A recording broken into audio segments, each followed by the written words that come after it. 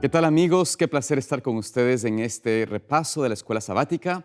Estamos en la lección número 4, titulada Las plagas. Estamos estudiando el libro de Éxodo y queremos invitarles a ustedes que nos puedan acompañar también con sus Biblias para que podamos juntos aprender y descubrir lo que la palabra de Dios tiene para nosotros.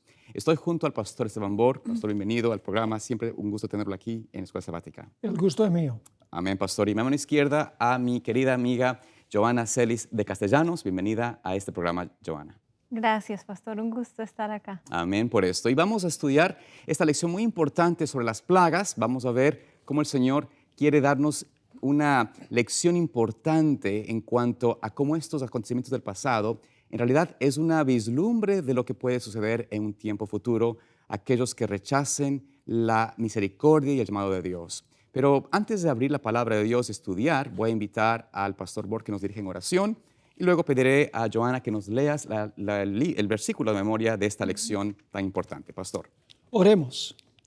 Padre Celestial, venimos ante tu trono con reverencia, pero venimos con confianza. Amén. Porque venimos en el nombre de Jesús.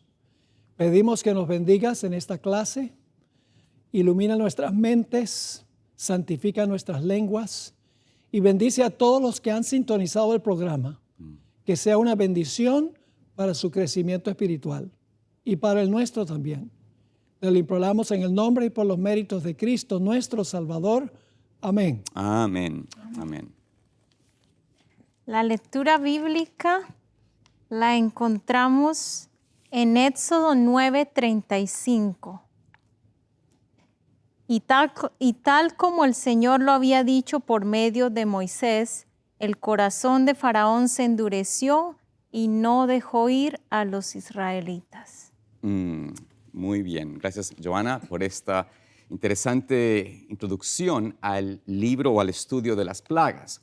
Antes de entrar en los que será ya la discusión de esta lección, queremos hacer una pequeña presentación importante acerca de lo que tenemos que mirar en esta lección. Y es que esta lección va a darnos es importante notar lo que realmente sucede detrás del telón, realmente a la luz del gran conflicto.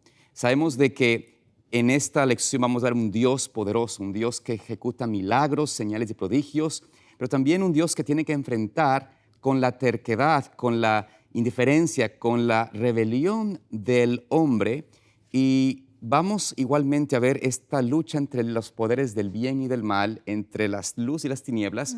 Y tal vez, pastor, pueda darnos usted una pequeña introducción de este tema en el aspecto de lo que es el gran conflicto y lo que está detrás del telón, para dar un marco más profundo a esta lección. Sí, yo creo que al comenzar esta lección tenemos que tomar en cuenta que la historia real no es la que se ve, sino la que no se ve. Correcto. En realidad, detrás de la terquedad de Faraón, hay un poder que está causando esa terquedad. Para entenderlo bien, y voy a tomar unos pocos minutos para colocar el marco de la lección, para entenderlo bien tenemos que regresar al libro de Génesis, el capítulo 15, y los versículos 13 hasta el versículo 14, y tal vez podemos pedirle a Joana a ver si nos puede leer esos versículos, Génesis 15 y versículos 13 y 14. Y mientras están buscando ese texto, la introducción a la lección menciona que tal vez la motivación de Faraón de no querer soltar a la gente se debía a factores económicos, es decir, que los esclavos les daban mucho trabajo, ¿verdad?, con poco costo. Pero hay algo mucho más profundo detrás del telón.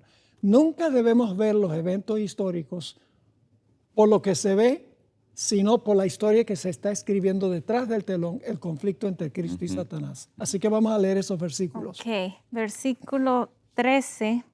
Entonces Jehová dijo a Abraham: ten por cierto que tu descendencia morará en tierra ajena y será esclava allí, y será oprimida 400 años, mas también a la nación a la cual servirán juzgaré yo, y después de esto saldrán con gran riqueza, y tú vendrás a tus padres en paz, y serás sepultado en buena vejez. Ahora, uno lee estos versículos y hay algo muy inusual.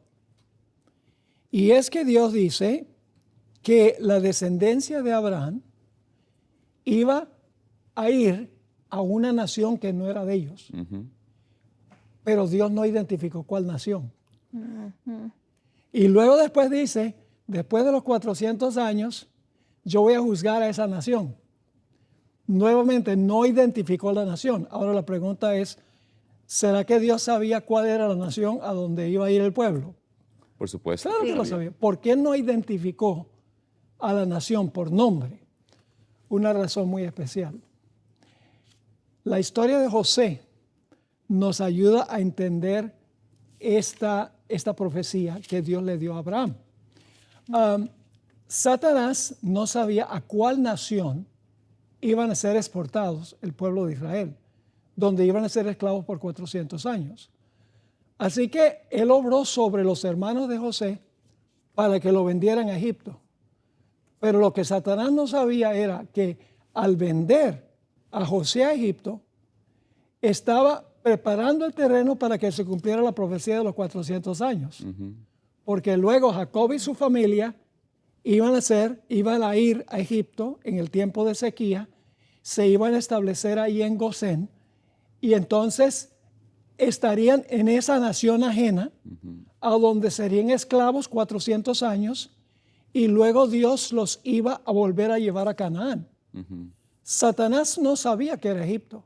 Él no se dio cuenta que al exportar a José a Egipto, él estaba ayudando a cumplirse la profecía de los 400 años.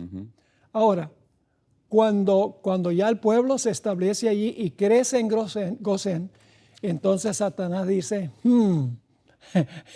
aquí se está cumpliendo esa profecía. Así que al final de los 400 años, que él sabía exactamente cuándo iban a terminar los 400 años, él dice, pues Dios me habrá ganado al enviar a José a Egipto para que en Gosén se convirtiera en una gran nación. Ahora voy a impedir que regresen a la tierra con riqueza, como dice la profecía. Es decir, detrás del telón está obrando Satanás. Claro. Es decir, la testarudez de Faraón no fue un asunto meramente humano por razones económicas, sino porque él dice, bueno, Dios me ganó al exportar a José a Egipto para que Jacob y su familia crecieran, llegaran a ser una gran nación. Ahora yo no puedo permitir que vuelvan a la tierra prometida. Satanás sabía que en la tierra prometida iba a nacer el Mesías, y él iba a impedir que el pueblo regresara otra vez a Canaán. Esa es la verdadera trama de lo que está pasando en Egipto y por qué Faraón endureció su corazón vez tras vez tras vez, porque tenía la influencia de Satanás detrás de él para impedir que el pueblo saliera. Amén, pastor. Qué muy buena presentación, y creo que usted ha dado un marco, fue un fundamento, un marco muy importante a la lección para poder entender qué está pasando detrás de las escenas. Es decir, en el caso que usted mencionó, Satanás trató de destruir primeramente a José, porque él era el que el Señor había escogido a través de los sueños, de que él sería digamos, la luz, la lumbrera de la familia de Jacob. Quiso destruirlo pensando de que la simiente iba por ese camino, así que casi lo destruye, casi lo lleva como esclavo, trata de contaminarlo, pero él fiel al Señor. Luego trae la familia a Egipto, y ahora finalmente después Satanás dice, ya me ganó Dios con toda esa profecía, ahora ¿cómo hago para impedir que se cumpla al final? Y por supuesto presenta allí la historia, ¿no es cierto?, cuando mencionamos ahora de este hombre de Faraón. Y quizás antes de llegar a la parte del día lunes, donde mencionamos cómo es que Dios, o cómo se endurece el corazón de Faraón, tenemos que ver brevemente el aspecto de lo que presenta el día domingo a la luz de los dioses que existían ahí en Egipto. Porque el Señor no estaba en contra ni de los egipcios, ni de las personas, ni del mismo Faraón inclusive, o del país de Egipto. De hecho, Egipto fue un lugar donde fue la bendición de Dios para que puedan multiplicarse. El problema está de que tenían deidades.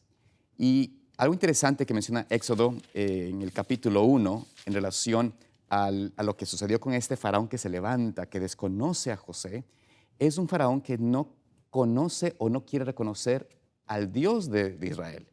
Y yo creo que ahí vemos y dice el versículo, por ejemplo, voy a ver brevemente, solamente quiero leer esta parte, el versículo 11 del capítulo 1. Dice él cuando habla de que hay que hacer los esclavos, dice el versículo 11, entonces pusieron sobre ellos comisarios de los tributos que los molestasen con sus cargas y edificaron para Faraón las ciudades de almacenaje, Pitón y Ramasés. Es decir, empezaron a construir, a usarlos a ellos para construir sus ciudades de almacenaje, pero también allí eran dados a la deidad o a las deidades que los egipcios tenían. Todo era ir contrario al verdadero culto y adoración a Dios. Entonces vemos de que Egipto se convierte en este sistema de gobierno, sistema civil, también religioso, donde se impone la adoración a cualquier otro agente que no sea Dios. ¿Qué nos puede decir esto de lo que estamos quizás mirando en ese mundo? ¿Nos vemos algo similar hoy en día? Donde vemos que la palabra de Dios es puesta a un lado y se está ensalzando más al razonamiento humano, a la ciencia supuestamente, a los dioses de este mundo, de ese tiempo. Creo que estamos en una similar situación. Pero bueno, quizás podemos compartir brevemente lo que nos presiona allí en el versículo del capítulo 12, de Éxodo 12, versículo 12.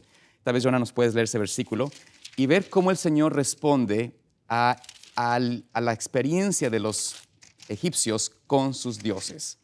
Éxodo 12. Pues yo pasaré aquella noche por la tierra de Egipto y heriré a todo primogénito en la tierra de Egipto, así de los hombres como de las bestias, y ejecutaré mis juicios en todos los dioses de Egipto. Yo, Jehová. Nota ahí cómo menciona al final, ¿no? Él ejecutaría ¿qué cosa? Los juicios contra los dioses de Egipto, todos los dioses de Egipto. Es decir, de alguna forma Dios establecería estas plagas de una manera, y vemos ahí su misericordia, mostrar que Él en realidad es superior a cualquier creación del hombre, cualquier Dios que los hombres puedan tener. Y pienso que este es un punto importante que hay que hacer eco al respecto. ¿Algún comentario al respecto? No sé, Pastor Bor, tal vez tenga algo que compartirnos. Bueno, lo que pasa es que hoy en día nosotros tenemos dioses más sofisticados, ¿verdad? Claro. Por ejemplo, el dinero. Ese es el dios de la mayoría hoy en día. Por supuesto. Los títulos de educación, los PhD, enorgullecen, ¿verdad? Los deportes, el fútbol, claro, en el mundo hispano, es un dios. se convierten en dioses. Claro. Ya no nos inclinamos ante dioses de piedra y dioses de oro y dioses de plata. Nuestros dioses son mucho más sofisticados. Cualquier cosa que nuestra atención reemplace a Dios es un ídolo. Así que hoy en día no estamos exonerados de la idolatría. A veces nos burlamos de los egipcios y decimos, ¿cómo podían ellos adorar un dios de piedra, un dios de oro? Y no nos damos cuenta que hoy en día nosotros tenemos los mismos ídolos, pero no son de piedra ni son de oro, sino que son de dólares, ¿verdad? Interesante, Pastor. Creo que es un punto muy importante. ¿Cuántas veces nosotros que quizás estamos tentados a dar más homenaje, más pleitesía a la ciencia, al título, como usted mencionó, al dinero? ¿Cuántos buscamos eso? Y a veces perdemos de vista lo importante. Yo creo que también haciendo una autorreflexión, en muchos lugares nuestros hermanos de dentistas están transgrediendo el sábado por el trabajo, por el afán de trabajar, de tener dinero. Muchas veces en el sábado, ¿no es cierto?, se hacen omiso el caso de no hacer obra alguna en el día de reposo. Transgredimos, compramos, estamos pendientes de lo que pasa en el mundo político, en el mundo deportivo, etc. Y vemos que estamos con dioses ajenos delante de Dios. Es la realidad. Así que quizás si no nos damos cuenta ahora del peligro de poner todo esto delante de Dios, tal vez la lección que vamos a ver en el día lunes, de cómo se endurece el corazón de Faraón, es una lección que también puede pasar a nosotros. Podemos endurecer nuestro corazón aún sabiendo y viendo las evidencias de Dios alrededor nuestro. Así que Un punto muy importante que creo que trae a colación la lección del domingo sí, es que las plagas no eran dirigidas mayormente al pueblo, sino que el propósito de las plagas era desenmascarar a los dioses de los egipcios, hacerlos quedar mal. claro. Sí. Y sin embargo, a pesar de que Dios los hizo quedar mal y quedar mal y quedar mal, Faraón endureció su corazón. A veces dice que Dios endureció su corazón. Un poco más adelante vamos a hablar de eso. Así que el propósito era desenmascarar a los dioses falsos y exaltar al Dios verdadero. Amén. Con esto en mente, vayamos al siguiente día, el día lunes, donde vamos a ver un poco el aspecto del endurecimiento del corazón de Faraón. Ahora, quisiera que leásemos los versículos que se presentan allí en la lección, porque creo que es importante ver cómo el Señor presenta el aspecto del endurecimiento del corazón de Faraón. Así que vayamos al capítulo 7 y leamos los versículos 3, 13, 14 y 22 del capítulo 7. Si nos puedes leer, Joana, estos versículos. Claro que sí. Dice, y yo endureceré el corazón de Faraón y multiplicaré en la tierra de Egipto mis señales y mis maravillas.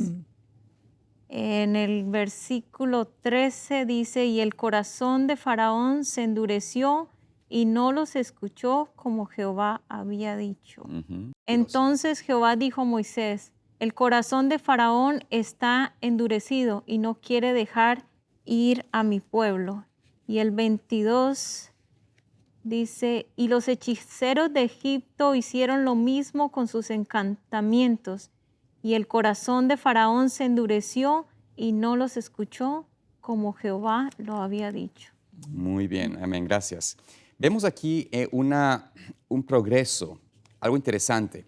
Notamos de que el Señor, en el versículo 3, el Señor hace profetiza o le indica a Moisés que el faraón endurecerá su corazón, pero él dice, yo endureceré el corazón. Está hablando de lo que hará el Señor, es decir, el resultado de lo que el Señor presentará a Faraón será que ese resultado sea que se endurezca aún más.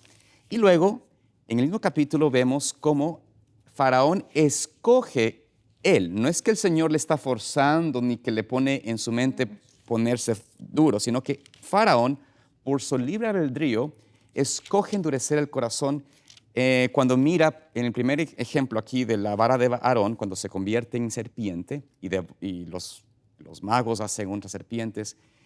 Cuando ve esto, Faraón mira que la serpiente se hace culebra, se hace serpiente, la vara se hace serpiente, y notamos de que esto no hizo eco en su corazón.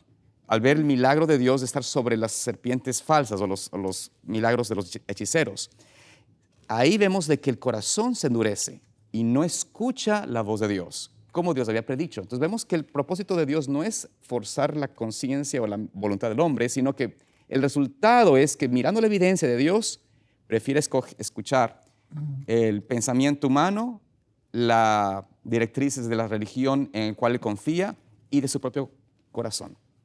Pastor, ¿qué nos puede decir a usted al respecto? Sabe, Pastor Salazar, hay un pasaje que trae a colación la lección del lunes que puede pasar inadvertida. Y es el pasaje de Romanos 1, 24 al 32.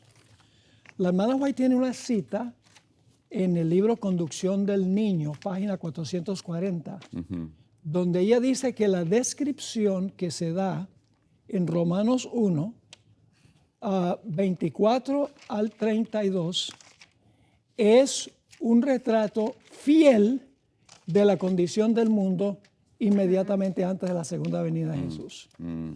Ahora, hay tres expresiones allí que se repiten. Se repite la misma expresión e ilustra lo que sucedió con Faraón. En el versículo 24 dice, por lo cual también Dios los entregó a la inmundicia. Y los versículos anteriores dice, profesando ser sabios, se hicieron necios, cambiaron la gloria del Dios incorruptible en semejanza de imagen de hombre corruptible, de aves, cuadrúpedos y de reptiles. Ahí están los dioses falsos. Claro. Y luego dice, por eso, ¿qué hizo Dios? Dios los entregó. Y luego la cosa empeora, porque dice, los entregó la inmundicia en las concupiscencias de sus corazones, de modo que deshonraron entre sí sus propios cuerpos, ya que cambiaron la verdad de Dios por la mentira, honrando y dando culto a las criaturas antes que al Creador, el cual es bendito por los siglos. Amén. Y luego, segunda vez, dice, por esto Dios los entregó. Dice, ¿ustedes quieren vivir así? Yo los dejo. Los entregó a pasiones vergonzosas, y luego habla del lesbianismo, la homosexualidad. Y luego entonces el versículo 28 dice, y como ellos no aprobaron tener en cuenta a Dios, Dios los entregó a una mente reprobada. Y luego viene una lista larga de pecados terribles que van a ser cometidos antes de la segunda venida. Y estamos viendo eso en el mundo hoy. Así es. Que el hombre no quiere tener a Dios en su mente. No quiere darle gloria a Dios. Prefiere alabar a la criatura que al Creador. O sea que la historia de lo que pasó en Egipto va a ocurrir de nuevo, pero con una diferencia. Y es que en Egipto, Faraón no profesaba al Dios verdadero. Claro. Pero la hermana White dice que esto se aplica a cristianos que tienen la forma de piedad, pero no tienen verdadera piedad. Así que lo que ocurrió en Egipto está ocurriendo y se va a intensificar. Y Dios va a decir, ¿ustedes quieren vivir así? Yo los entrego. Y lo mismo hizo con Faraón. Amén. Es interesante, ahora que estamos leyendo en Romanos, el otro día miraba un video sobre Egipto, la cultura de Egipto, y mencionaron cómo sus cultos se habían degradado muchísimo. Y la descripción que da Romanos es casi igual a la que en el video hablan de cómo ellos habían llegado a degradarse en sus cultos, ¿verdad? Entonces, ahí la relación está muy clara, ¿no? Como ellos... Y otra cosa de Faraón que me llama la atención es, al principio, cuando van ante él pide señales. Cuando la señal es la serpiente, Sí. la vara que se convierte en serpiente devora las serpientes de sus magos. ¿Qué significaba esa serpiente? Era como signo de poderío, de fuerza. Claro. Entonces, cuando vio que la maravilla no cuadraba, digamos, con su orgullo o con su mente reprobada o con la, ¿cómo dice Romanos? Como con la dureza de su corazón, Correcto. con lo que él quería, con sus deseos, entonces se endureció. Así es. Y rechazó la señal. Así es. Interesante, la pluma inspirada nos dice sobre este sentimiento de Faraón lo siguiente. Esto es sacado de la Review and Herald, está en el auxiliar de escuela sabática, y dice, se nos dice que el Señor endureció el corazón de Faraón. Las repetidas negativas del rey a escuchar la palabra del Señor provocaron mensajes cada vez más directos, más urgentes y contundentes. A cada rechazo de la luz, el Señor manifestaba un despliegue más marcado de su poder. Pero la obstinación del rey crecía con cada nueva evidencia del poder y la majestad del Dios del cielo, hasta que se agotó la última flecha de misericordia de la aljaba divina.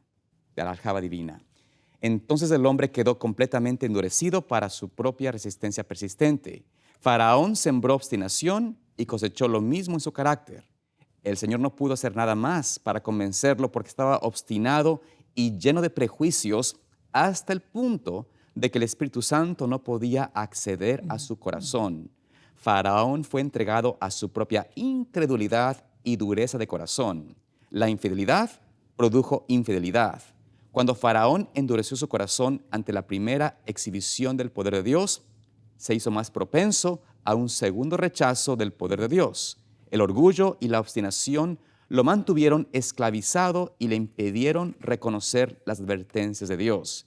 Era contrario a la naturaleza del faraón cambiar de parecer después de haber expresado una vez su propósito de no creer. Es decir, vemos lo que sucede con un corazón que dice no es así.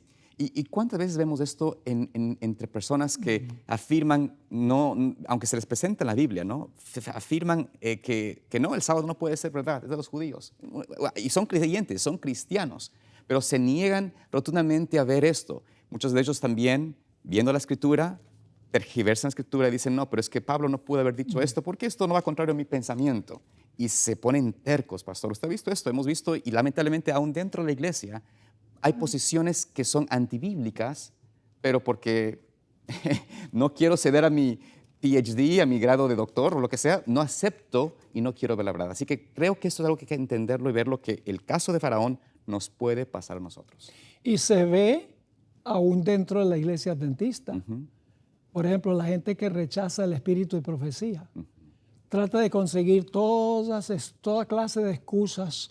Oh, que la hermana White dijo esto y estaba equivocada, y la hermana White no vamos por la hermana White, sino que vamos por la Biblia, y buscan una forma de excusar su estilo de vida rechazando al profeta. Pero eso no debe sorprendernos. Así es. Porque yo no conozco ni un solo profeta en la Biblia que la gente haya querido. Ningún verdadero profeta. Querían a los falsos profetas, pero no hubo un solo profeta en la Biblia que la gente haya querido. Y por eso Jesús dijo, ay de vosotros cuando hablaren bien de vosotros, porque así hicieron los falsos profetas. La gente en realidad no le gusta que se le cambie su estilo de vida. Y por lo tanto buscan toda clase de excusas, toda clase de pretextos de que hay errores en el espíritu de profecía, hay errores en la Biblia, eso era cultural, no se aplica hoy. Buscan toda clase de excusas para no obedecer sencillamente un así dice Jehová. Ahora es interesante aquí en esta sección que 9 veces dice que Dios endureció el corazón y 9 veces dice que Faraón endureció su corazón. Y la lección da una buena ilustración. Así es. Y es, el sol brilla sobre la mantequilla y la derrite, pero brilla sobre el barro y endurece el barro. Entonces la culpa la tiene el sol. Eso es el culpable. El sol no tiene la culpa. Claro que no. ¿De qué te compones tú? Esa es la palabra clave. Así es. Es aquello sobre lo cual el sol, Cristo Jesús, brilla. Lo que determina si el mensaje derrite el corazón, que era lo que Dios quería con Faraón, o endurece el corazón. Dios no tiene la culpa de que Él brille sobre mí con su gran luz y que yo rechace esa luz, porque la decisión es mía, la decisión no es de Él. Amén, pastor. Amén. Creo que muchas personas que están pasando por situaciones complicadas en sus vidas, y a veces gente que ha tenido una experiencia con el Señor, pero luego por la dificultad, por la infelicidad, por la desdicha que están pasando, ya sea por la falta de trabajo, la falta de dinero, la falta de afecto, etc., he visto que muchos a veces se endurecen con el Señor y dicen, Dios no puede estar conmigo, Dios no es real, la Biblia es un cuento, ser creyente, ser adventista es una desgracia, no me trajo felicidad. Y es porque en realidad han dejado de mirar la luz del Señor y derretirse ante esa influencia. Y más bien, como usted menciona, empezamos a endurecernos porque el orgullo, porque no es lo que yo quisiera hacer, porque sus palabras también me puede dar cierta advertencia, cierta guía. Me dice, por este camino no debes caminar, por esta decisión no debes tomar. Y la lección hace una pregunta al final del día lunes, que quisiera quizás hacerla eco, ¿no? Y hacer una autoevaluación. Dice allí, ¿qué decisiones tomarás en los próximos días haciendo uso de tu libre albedrío? Si sabes cuál es la decisión correcta, ¿cómo puedes prepararte para tomarla? Es decir, tenemos decisiones que hacer, decisiones importantes, unas más que otras, pero ¿estamos decidiendo hacerlas de acuerdo a la luz que hemos recibido, a la luz del Señor? ¿O hemos desde ya puesto un sentido de endurecer esa luz y tomar decisiones que van en contra de Dios, ¿no? ¿Cómo está el hogar? tu matrimonio, en algunos casos, ¿no? ¿Están dispuestos a dejar que Dios traiga armonía en ese hogar o buscar la salida del problema buscando la misma inclinación humana? Hay que pensar de esa manera. Pastor, esta sección de la lección nos ayuda a entender unos versículos del Nuevo Testamento que para algunas personas han sido problemáticas. Me refiero a 2 Tesalonicenses, el capítulo 2, donde está hablando del anticristo final. Y dice en el versículo 8, 2 Tesalonicenses 2:8, y entonces se manifestará aquel inicuo a quien el Señor matará con el espíritu de su boca y destruirá con el resplandor de su venida. Aquel inicuo cuyo advenimiento es por obra de Satanás, con gran poder y señales y prodigios mentirosos, y con todo engaño de iniquidad para los que se pierden. Ahora viene la parte clave: por cuanto no recibieron el amor de la verdad para ser salvos. Ahora viene el versículo que la gente entiende mal. Por eso Dios les envía un poder engañoso para que crea la mentira. ¿Acaso Dios anda engañando a la gente, mandando espíritus de mentira? No, por supuesto que no. En realidad, Dios les mostró la verdad. Cuando rechazaron la verdad, el resultado automático fue que creyeron a la mentira. Así que se puede decir, porque Dios permitió que ellos creyeran la mentira, porque no quisieran creer la verdad, que Dios, al permitirlo, la Biblia dice que Dios lo hizo, pero Dios no lo hizo. Fue el libre albedrío de la persona. Correcto. Y luego dice, por esto Dios les envía un poder engañoso para que crean la mentira. Ahora viene la clave: a fin de que sean condenados todos los que no creyeron a la verdad, sino que se complacieron en la injusticia. Así que es muy importante, cuando conocemos la verdad, obedecerla inmediatamente. Amén, amén. Esta lección ahora nos presenta algo interesante. ¿Qué sucede con aquellas personas, como el caso de Faraón, que se mantienen en esa terquedad, desafían a Dios, no quieren escuchar su voz? Vamos a ver en el día martes las 3 primeras plagas. ¿Qué es lo que el Señor tiene que hacer para dar no solamente la evidencia y la advertencia de su juicio sobre esta nación, pero también vamos a ver qué sucede, cómo Dios hace para que de alguna forma Faraón tenga que tomar una decisión, y vamos a ver qué decisión toma él. Pero comencemos con la primera plaga. La primera plaga se encuentra en el libro de Éxodo capítulo 7, y tal vez, Joana, nos puedes leer el versículo 15 y 16. Ve por la mañana, Faraón, he aquí que él sale al río, y tú ponte a la ribera delante de él, y toma en tu mano la vara que se volvió culebra, y dile: Jehová, el Dios de los hebreos, me ha enviado a ti, diciendo: deja ir a mi pueblo para que me sirva en el desierto. Y he aquí que hasta ahora no lo has querido oír.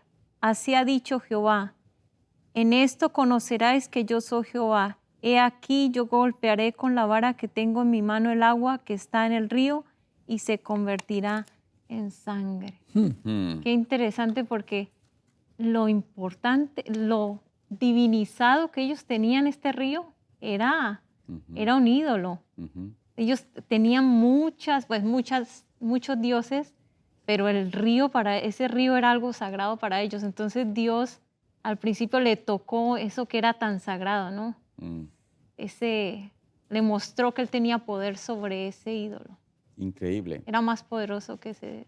Era el secreto de la fertilidad en Egipto, porque sin el río Nilo no había manera de regar la tierra. No había comida. Y la gente, eso sería un peladero. La gente no tendría que comer. Ahora, interesante cómo en la primera plaga, cuando el Señor envía esta plaga a Faraón, dice el versículo 22 que los hechiceros de Egipto, 7:22, hicieron lo mismo con sus encantamientos, es decir, no sé qué hicieron, pero tal vez trataron de presentarle una pequeña muestra de que podían también cambiar el agua en vino, entre comillas. Y para eso fue suficiente para decir, este Dios debe, o sea, endurecer el corazón y desafiar a Dios. Es decir, yo no voy a, ¿por qué voy a dejarles ir a estos israelitas? Creyendo, como usted mencionó, pastor, en lo que dice en 2 Tesalonicenses, creen en la mentira. Es decir, prefieren ese engaño, que era una minúscula, no era un río, no era un lago, era tal vez un ejemplo pequeño, pero prefirió escuchar eso y decir, si esto los pueden hacer, no tengo por qué yo creer a Dios de Israel, a Dios de Moisés. Entonces vamos a la segunda plaga. La segunda plaga es en el capítulo 8. Quiero mencionar algo Sí, sobre claro, la por primera. supuesto. Dinos. Dice que el dios del Nilo, Ujú. ellos le llamaban el dios de la vida. Mm. Entonces ellos como que veían al Nilo como fuente de la vida, pero la fuente de la vida es Dios. Mm. Entonces Wow. se puede ver cómo ahí estaba ese conflicto, ¿verdad? Entre esos dioses que ellos tenían y Dios estaba ahí demostrando que él tenía Amén. poder sobre Sí, la este fuente de la conflicto vida. no es entre Faraón y Moisés. Ujú. Ujú. Hay algo ocurriendo detrás del telón. Sí. Por supuesto. Y generalmente miramos y decimos, ese Faraón, mire cómo endureció su corazón a pesar de que Dios le mostró su grandeza, etc. No nos damos cuenta que aquí hay una pelea Ujú. sobre el corazón de Faraón, donde Dios está tratando de influir y donde Satanás está tratando de influir. Así es. Y en este caso, Satanás prevalece, pero últimamente, como resultado de las plagas, el plan de Dios se cumple. Ujú. Porque el plan de Dios siempre se va a cumplir. Amén. Lo que pasa es que a veces el diablo pone trabas y hay desvíos. Entonces Dios tiene que, en vez de seguir recto, tiene que pasar por alto el obstáculo para luego entonces cumplir su plan. Ujú. Ahora, Joana, cuéntanos, tal vez, léenos el versículo 5 del capítulo 8 y dinos una reseña de la segunda plaga. Ok. Dice así, y Jehová dijo a Moisés, di a Aarón, extiende tu mano con tu vara sobre el río, arroyos y estanques, para que haga subir ranas sobre la tierra de Egipto. Entonces Aarón extendió su mano sobre las aguas de Egipto y subieron ranas que cubrieron la tierra. Aquí vemos también otro aspecto y es que ellos veían a las ranas, ellos hacían de la creación, de la criatura, un Dios Ujú. y no reconocían al Creador. Entonces aquí vemos que ellos, las ranas las veían como la diosa, era una representación de la diosa de la fertilidad. Ujú. Y Dios también convierte eso, o sea, lo golpea ahí en sus ídolos, golpea a sus ídolos. Por eso es que ahora lo pienso y digo, por eso la dureza del corazón del faraón fue tan grande, porque Dios le mostró que él era más grande, más fuerte que todos sus ídolos, y sin embargo, él no quiso reconocerlo. Entonces, Lo interesante es que el poder de Dios no solo se manifestó en que Dios hiciera salir las ranas, sino también que quitara las ranas. sí, exacto. Sí. O sea, él le mostró que tenía control, Sobre todas que las él cosas. tenía control. Y algo Sin interesante embargo, no. también que hablábamos antes de comenzar el programa, es como el Señor, bueno, había visto, por supuesto, que los egipcios habían causado que los varones de los bebés de los israelitas fuesen echados al río. Sí. Y Dios ahora golpea en este símbolo, en este Dios aparente de los egipcios de la fertilidad y los saca del río. Es decir, para muchos les hace hincapié, les hace recordar el daño que habían hecho y cómo habían Israel. tratado de perjudicar el fruto del pueblo de Israel, ¿no? Sus hijos, su descendencia, gracias. Y esto es importante ver cómo aquí es afectado de esta manera, ¿no? Ahora, brevemente, la tercera plaga, Joana, el capítulo 8 y tal vez el versículo 16. 8:16. Entonces Jehová dijo a Moisés, di a Aarón, extiende tu vara y golpea el polvo de la tierra para que se vuelva piojos por todo el país de Egipto, y la tierra fue corrompida a causa de ellos. También, o sea, en todas las plagas de alguna manera tocó sus dioses, porque de los insectos también hacían un dios. Exactamente, entonces de la tierra, ¿no? Era otro símbolo allí, hay otro dios que tenían para la tierra y de ahí salieron los piojos. Pero hasta este punto, tanto en la segunda como en la tercera, Faraón, antes de tomar su decisión, busca el consejo de los hechiceros y les pregunta, bueno, ¿pueden tú hacer lo mismo? Los hechiceros hacen algo, una artimaña, y con la pequeña muestra de que hacen algo similar, ya cuando él dice, con esto es suficiente, yo no quiero creer que Dios está haciendo esto que Dios es el que está haciendo las cosas. Terquedad, es decir, va aumentando su terquedad.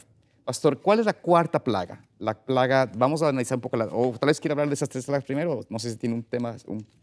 Tal vez añadir, sí. Antes de la cuarta plaga, Sí.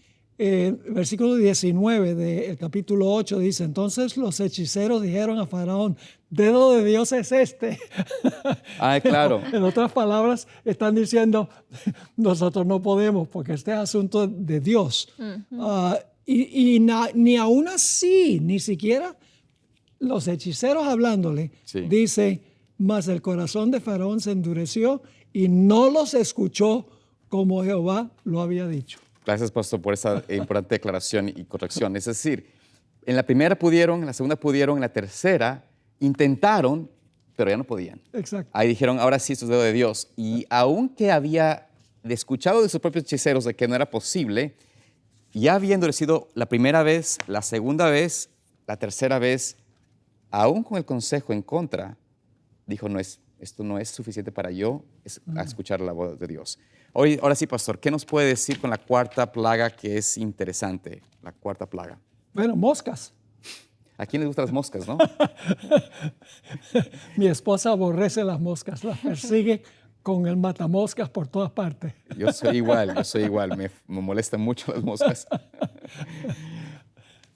Sobre esta plaga, ¿cómo fue hecha la plaga de las moscas? Vemos, si puedes, inclusive, tal vez nos puedes leer allí en el versículo 20, cómo Dios presenta la forma como Él hará esta cuarta plaga. Y quizás, en realidad hay que leer los versículos 20 al 24, porque nos presenta allí lo que sucedió en Egipto, cómo fue la cuarta plaga. Jehová dijo a Moisés, levántate de mañana y ponte delante de Faraón, y he aquí él sale al río, y dile, Jehová ha dicho así, deja ir a mi pueblo para que me sirva. Porque si no dejas ir a mi pueblo, he aquí yo enviaré sobre ti, sobre tus siervos, sobre tu pueblo y sobre tus casas toda clase de moscas, y las casas de los egipcios se llenarán de toda clase de moscas, y asimismo la tierra donde ellos estén.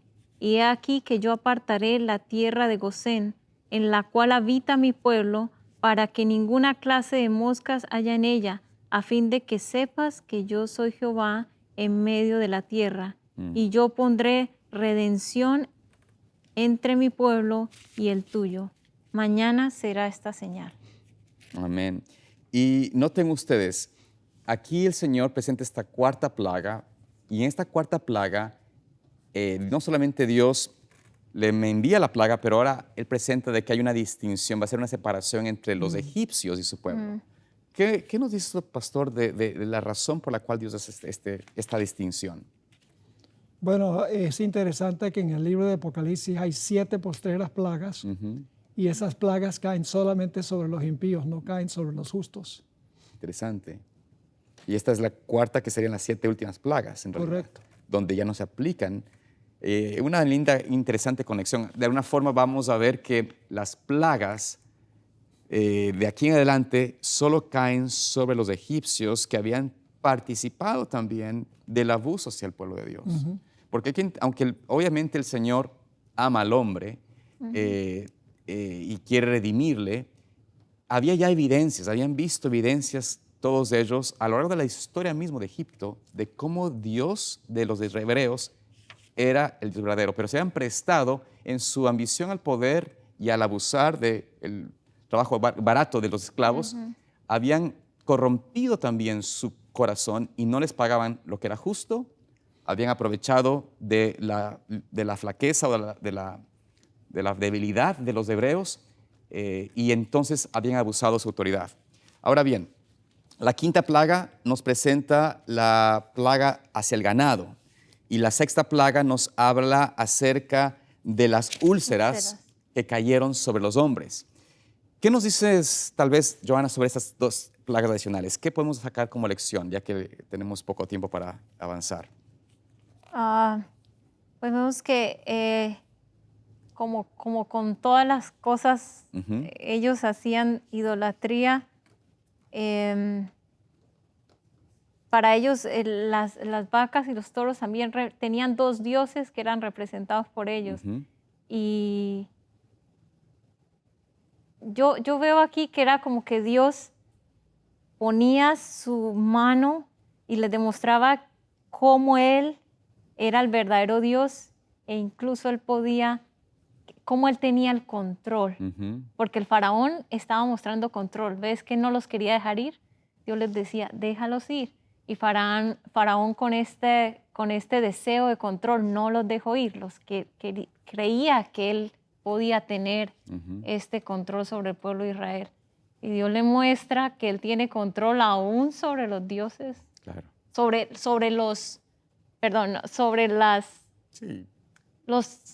aquello que simbolizaba, que ellos creían que eran dioses. Claro, la autoridad de Dios sobre sus deidades humanas, sobre sus ideologías o pensamientos de grandeza humana. ¿Qué también podemos sacar, pastor, en relación a esto? ¿Por qué Dios destruye el ganado? ¿Qué significaba el ganado para ellos? O sea, aparte de lo que hablamos de la relación con sus dioses, era su economía también, era su alimento, su sustento, su prosperidad. ¿Qué podemos decir al respecto? Ellos tenían el dios Apis, el dios toro.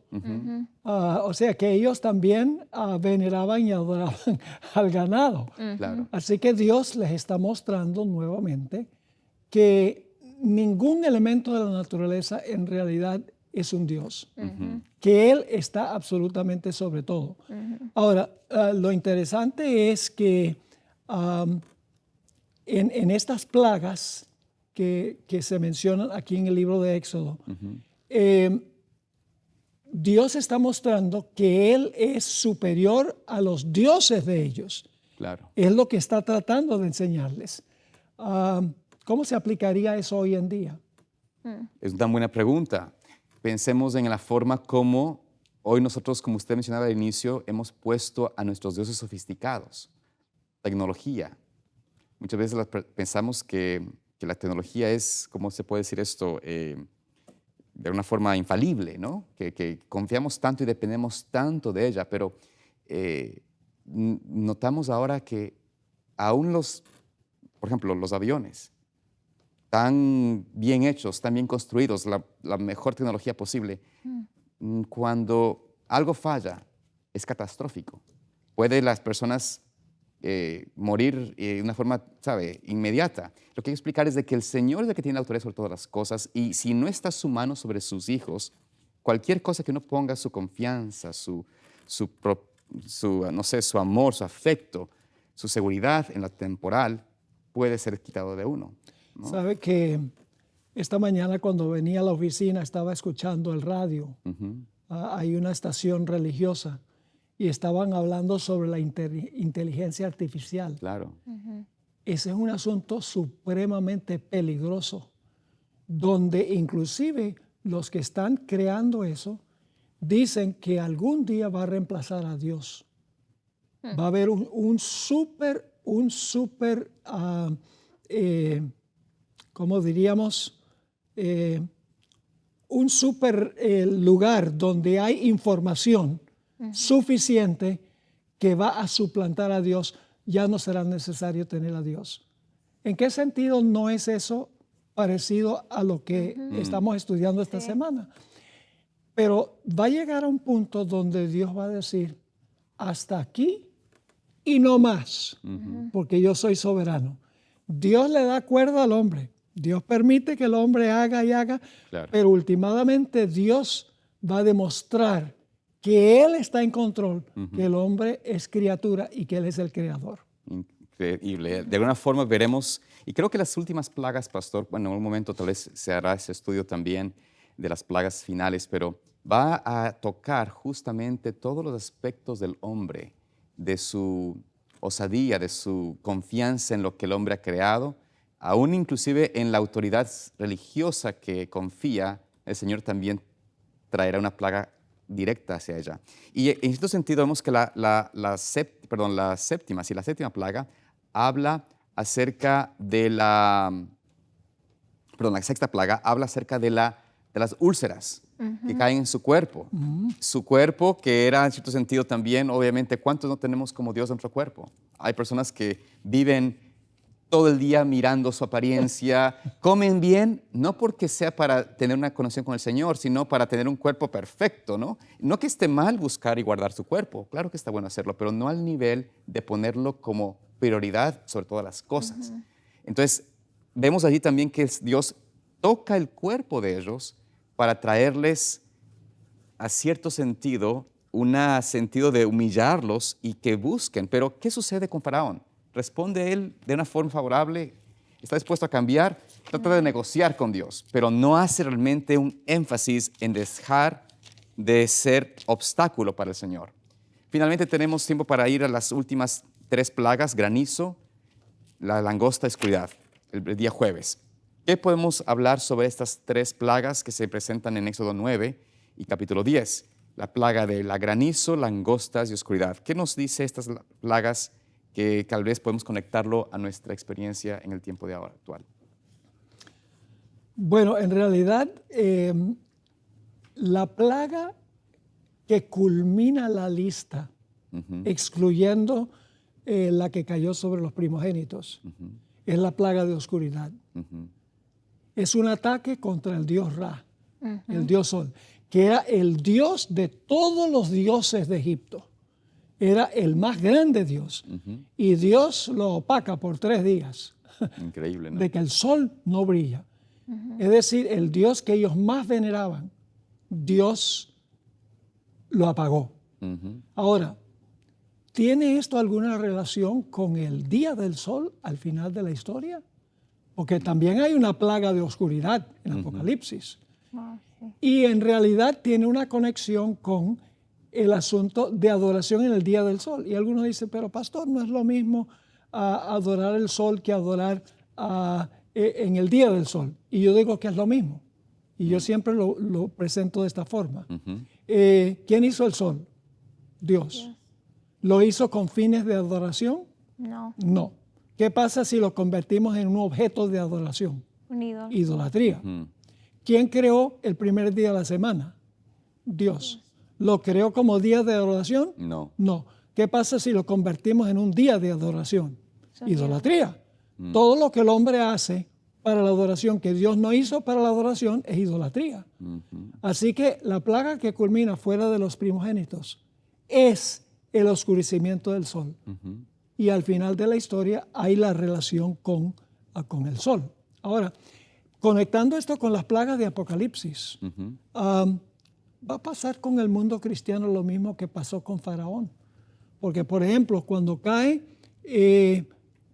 la tercera plaga, la cuarta plaga, dice: el cuarto ángel derramó su copa sobre el sol, el cual fue dado quemar a los hombres con fuego. Los hombres se quemaron con el gran calor y blasfemaron el nombre de Dios, que tiene poder sobre esta plaga, y no se arrepintieron para darle gloria.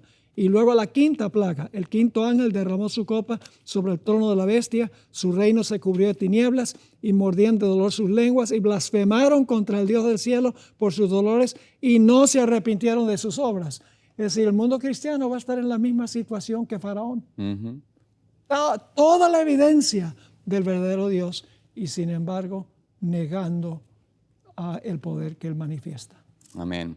Bueno, pastor, gracias por esta importante